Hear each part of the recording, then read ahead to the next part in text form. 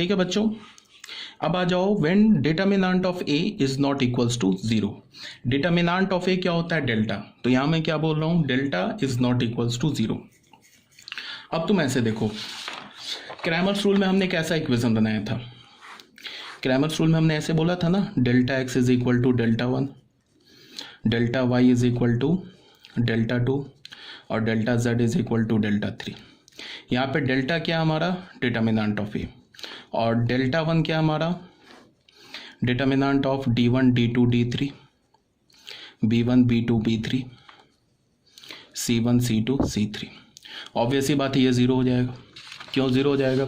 Because D one D two D three zero है। क्यों zero है? बिकॉज बी मैट्रिक्स एक नल मैट्रिक्स है। तो डेल्टा टू में क्या होगा? ये जो D one D two D three है सेकेंड कॉलम में आ जाएगा, फर्स्ट कॉलम में क्या होगा? A one A two A three, तो डेल्टा टू भी ज़ीरो हो जाएगा। डेल्टा थ्री में क्या होगा? ये जो D one D two D three है थर्ड कॉलम में आ जाएगा, तो डेल्टा थ्री भी ज़ीरो। ठीक है, अब देखो हमारे पास इक्वेशन क्या मिला, और डेल्टा क्या हमारे पास? Not equals to zero. तो हमारे पास क्या मिला? Delta x is equal to delta one.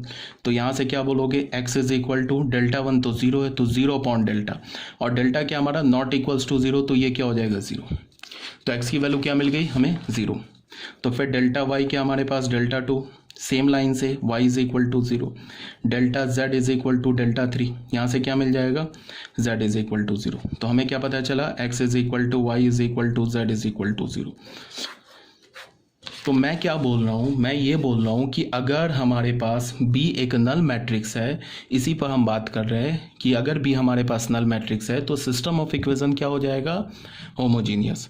और अगर सिस्टम ऑफ इक्वेशन होमोजीनियस है और उस केस में अगर हमारा delta not equals to zero है, means determinant of A not equals to zero है, तो सिस्टम ऑफ इक्वेशन में ये क्या होगा? यूनिक सॉल्यूशन मिलेगा। और वो यूनिक सॉल्यूशन क्या होगा? x is equal to Y is equals to zero. Means क्या होगा? ये सॉल्यूशन कैसा मिला हमें? ट्रिवियल सॉल्यूशन मिला। अभी बताया ना, trivial solution x zero y zero z zero. तो कहने का क्या मतलब है कि अगर तुम्हारे पास homogeneous set of equation given है और उस होमोजीनियस सेट ऑफ इक्वेशन में determinant of A non zero मिले, तो उस केस में क्या होता है? हमें यूनिक सॉल्यूशन मिलता है और ट्रिवियल सॉल्यूशन मिलता है। हम क्या बोलेंगे? If determinant of A is not equals to zero and B matrix is a null matrix, that is D one is equal to zero, D two is equal to zero and D three is equal to zero, तो हमारा system of equation क्या हो जाएगा? Homogeneous. अगर homogeneous system of equation में delta तुम्हें non zero मिल जाए, this means that the solution of the system of equation is unique and trivial solution. Unique भी होगा और साथ में क्या होगा बच्चों? ट्रिवियल सॉल्यूशन होगा। ठीक है, यहाँ तक तो कोई प्रॉब्लम नहीं होनी चाहिए आई थिंक। इसी बात को मैंने यहाँ पे लिखा है। तो अगर डेल्टा इज इक्वल टू हमारा determinant of A is equal to zero है, तो यहाँ पे x into determinant A delta one के इक्वल होता है, y into determinant of A delta two के इक्वल होता है, z into determinant of A delta three के इक्वल होता है। तो यहाँ हमने क्या बोला? x is equal to zero हो गया, y is equal to z is equal to zero हो गया, because delta one delta two delta three तीनों जीरो के इक्वल है, because D one D two D three zero है तो delta one zero. यहाँ सेकेंड कॉलम क्या है कि तीनों एलिमेंट जीरो है तो डेल्टा टू भी जीरो। यहाँ थर्ड कॉलम के तीनों एलिमेंट जीरो है तो डेल्टा थ्री भी जीरो। तो in this case the three planes, तो ये तो हो गया। मैंने क्या बोला कि जो सिस्टम ऑफ इक्वेशन होगा वो कंसिस्टेंट होगा, यूनिक सॉल्यूशन होगा और ट्रिवियल सॉल्यूशन होगा। यूनिक सॉल्यूशन का मतलब एक ही सॉल्यूशन आया, और x is equal to Y is equal to Z is equal to zero आया तो ट्रिवियल सॉल्यूशन आया। इसको यहाँ ना मैंने प्लेन वाइज एक डायग्राम बना के यहाँ पे समझाने की कोशिश की है। प्लेन वाइज क्या हो रहा होगा कि तीनों प्लेन्स एक पॉइंट से पास कर रहा होगा, और वो पॉइंट क्या होगा? ओरिजिन। कब की बात कर रहे हैं? फिर से बोल रहा हूं, when system of equation is homogeneous, that is B matrix is a null matrix and delta is equal to zero, तब की बात कर रहा हूं। तो क्या हो रहा होगा? प्लेन वाइज क्या हो रहा होगा कि ऐसे तीन प्लेन्स बने होंगे। ये 3D में मैंने कुछ बनाने की कोशिश की है। तो तीनों प्लेन्स जो होगा एक पॉइंट पे कट कर रहा होगा। मैंने क्या बता रखा है कि तीन प्लेन्स जो होंगे या क्या हो सकता है कि तीनों प्लेन्स एक पॉइंट पे कट करे, या तीनों प्लेन्स एक लाइन पे कट करे, या तीनों प्लेन्स कॉन्साइड कर जाए। अगर पॉइंट पे कट करेगा तीनों प्लेन तो एक सॉल्यूशन मिलेगा। अगर तीनों प्लेन एक लाइन से पास करेगा या लाइन पे कट करेगा, डेट इज कोएक्सियल प्लेन होगा, तो फिर इन्फिनाइटली मेनी सॉल्यूशन होगा 1 पैरामीटर में। अगर तीनों प्लेन कोइंसाइड कर जाए तो भी इन्फिनाइटली मेनी सॉल्यूशन होगा 2 पैरामीटर में। ये ऑलरेडी बता रखा है। तो इस केस में क्या हो रहा होगा कि जो तीनों प्लेन्स है ना वो एक पॉइंट से पास कर रहा होगा, मीन्स वो पॉइंट क्या होगा, ओरिजिन। तीनों प्लेन्स जो है ओरिजिन से पास कर रहा होगा। ठीक है, तो ये हमारा ट्रिवियल सॉल्यूशन हो गया और यूनिक सॉल्यूशन हो गया, सिस्टम ऑफ इक्वेशन कंसिस्टेंट हो गया। तो यही बात यहाँ फिर लिखी हुई है, delta is equal to determinant of A is not equals to 0, then X is equal to Y is equal to Z is equal to 0, unique and trivial solution. अब यूनिक एंड ट्रिवियल सॉल्यूशन को हम लोग निकालेंगे कैसे, वो ऐसे तुम देख लो। हमारे पास स्टार्टिंग में इक्वेशन क्या है, A x is equal to B. ये तो हम किसी भी इक्वेशन को लिख सकते हैं, 3 वेरिएबल्स और 3 इक्वेशन हो उसको इस फॉर्म में लिख सकते हैं, A x is equal to B के फॉर्म में।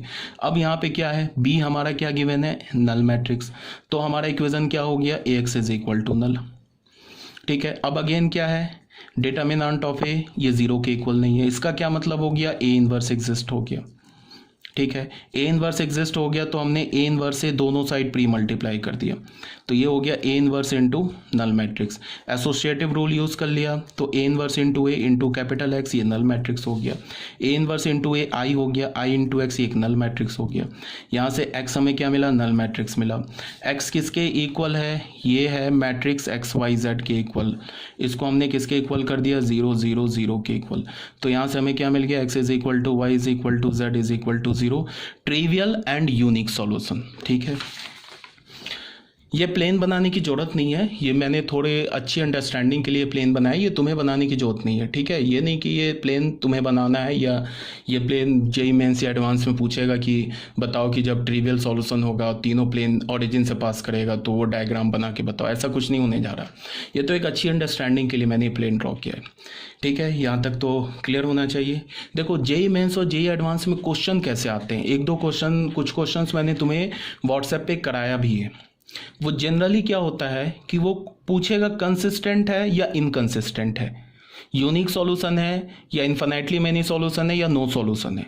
जनरली 99% केस में तुम्हें अगर इन्फिनाइटली मेनी सॉल्यूशन होगा तो वो तुम्हें लिखने के लिए नहीं बोलेगा कि लिखो इन्फिनाइटली मेनी सॉल्यूशन को। ठीक है, बट मैंने तुम्हें इन्फिनाइटली मेनी सॉल्यूशन 1 पैरामीटर और 2 पैरामीटर दोनों में बता रखा है कैसे लिखते हैं। ठीक है ना, लेकिन जनरली जो क्वेश्चन आता है उस क्वेश्चन में क्या होगा कि 3 इक्वेशन दे देगा, कुछ लैम्डा वैम्डा दे देगा और बोलेगा लैम्डा का ये वैल्यू तो बताओ कंसिस्टेंट है, इनकंसिस्टेंट है, यूनिक सॉल्यूशन है, इन्फिनाइटली मेनी सॉल्यूशन है। तो ऐसे क्वेश्चन बहुत ईजी होते हैं अगर बस तुमको प्लेन का कंसेप्ट है। प्लेन का कंसेप्ट बहुत इंपॉर्टेंट है। अगर तुम प्लेन को समझ रहे हो ना, प्लेन पैरेलल है, नॉन पैरेलल है, इंटरसेक्टिंग है, क्या है, तो अगर ये समझ रहे हो तो फिर इसमें याद रखने लायक कोई चीज़ नहीं है, बहुत ईजिली क्वेश्चन सॉल्व हो जाएगा। तो आई थिंक यहाँ तक अभी क्लियर होगा आप लोगों को। ठीक है, तो ये हो गया हमारा पेज नंबर 165। अब आ जाओ बच्चों नेक्स्ट इसमें। अब केस टू में हमने क्या बोला कि when delta is not equals to 0। ठीक है, केस 1 था हमारा ये, when delta is not equals to 0। ठीक है, सॉरी ये गलत लिखा है, when delta is equals to 0। Sorry, ये करेक्ट कर लेना बच्चों आप लोग अपने इसमें। डेल्टा नॉट इक्वल्स टू 0 तो हमने डील कर लिया ना, ये डेल्टा इक्वल्स टू 0 गिवन है।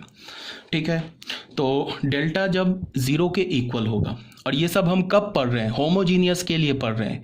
जब हमारा ये स्टार्टिंग में जो था ना, ये देख लो, ये b इज इक्वल टू 0 के लिए पढ़ रहे हैं, देख लो इसके लिए पढ़ रहे हैं हम लोग।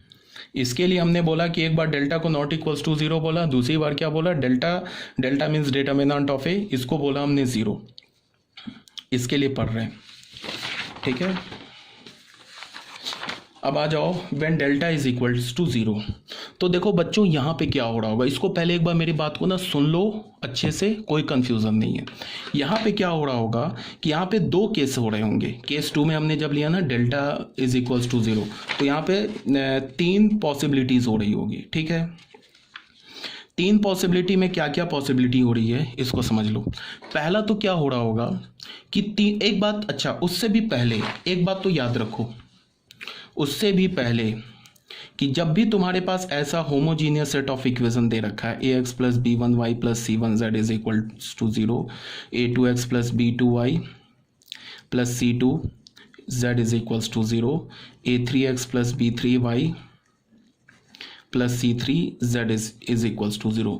तो ये जो होमोजीनियस सिस्टम ऑफ इक्वेशन होता है ना, ये कभी भी इनकंसिस्टेंट नहीं होता है, इसको याद रखना। क्यों नहीं होता है? चाहे डेल्टा वेल्टा को भूल जाओ, चाहे डेल्टा जीरो होता रहे, नॉन जीरो होता रहे, इस तीन इक्वेशंस को देखो, हमेशा x is equal to Y is equal to Z is equal to 0, तो इसको सेटिस्फाई करेगा ही करेगा। देख लो डाल के 0 इज इक्वल टू 0 आ जाएगा लेफ्ट हैंड साइड और राइट हैंड साइड में। तो मेरा कहने का ये मतलब है कि system, homogeneous system of equation कभी भी इनकंसिस्टेंट नहीं होता है। तो फिर होता क्या है, या तो यूनिक सॉल्यूशन होगा या तो इन्फिनाइटली मेनी सॉल्यूशन होगा, ठीक है। और चाहे डेल्टा नॉट इक्वल्स, अगर डेल्टा नॉट इक्वल्स टू 0 हो गया तब तो केस में क्या होगा, unique and trivial solution, unique and trivial solution, ठीक है ना, यूनिक एंड ट्रिवियल सॉल्यूशन होगा। कब? जब डेल्टा नॉट इक्वल्स टू 0 हो जाए। अब जब डेल्टा इज इक्वल्स टू 0 होगा तो इस केस में क्या होगा, इन्फिनाइटली मेनी सॉल्यूशन होगा, इन्फिनाइटली मेनी सॉल्यूशन होगा। अब ये जो इन्फिनाइटली मेनी सॉल्यूशन, इसमें ट्रिवियल सॉल्यूशन तो आएगा ही आएगा, ट्रिवियल सॉल्यूशन भी होगा और दूसरा क्या होगा, नॉन ट्रिवियल सॉल्यूशन भी होगा। ये सब अभी मैं आगे एक्सप्लेन करता हूँ। कहने का क्या मतलब है, सबसे पहले तो मैंने बोला होमोजीनियस सेट ऑफ इक्वेशन कभी भी इनकंसिस्टेंट नहीं होता, हमेशा कंसिस्टेंट होता है। जब डेल्टा नॉट इक्वल्स टू 0 हुआ तो यूनिक एंड ट्रिवियल सॉल्यूशन, और जब डेल्टा 0 हो जाए, अब चाहे डेल्टा 0 हो जाए, x is equal to 0, y is equal to 0 और z इज इक्वल टू 0, तो हमेशा सेटिस्फाई करेगा, चाहे डेल्टा 0 हो चाहे डेल्टा नॉट 0 हो। तो मैं क्या बोल रहा हूँ, जब डेल्टा 0 होगा ना तो उस केस में इन्फिनाइटली मेनी सॉल्यूशन होगा, उसमें एक ट्रिवियल खुद से आ जाएगा, बिकॉज x0 y0 z0 तो हमेशा इसको सेटिस्फाई करेगा, और नॉन ट्रिवियल सॉल्यूशन भी आ जाएंगे। नॉन ट्रिवियल बोलने का मतलब कि x का वैल्यू 2, y का वैल्यू 3, z का वैल्यू 4, इस टाइप के भी सॉल्यूशंस आ जाएंगे। तो डेल्टा इज इक्वल टू 0 में क्या बोला, इन्फिनाइटली मेनी सॉल्यूशन, इसमें ट्रिवियल भी होगा और इसमें नॉन ट्रिवियल भी होगा।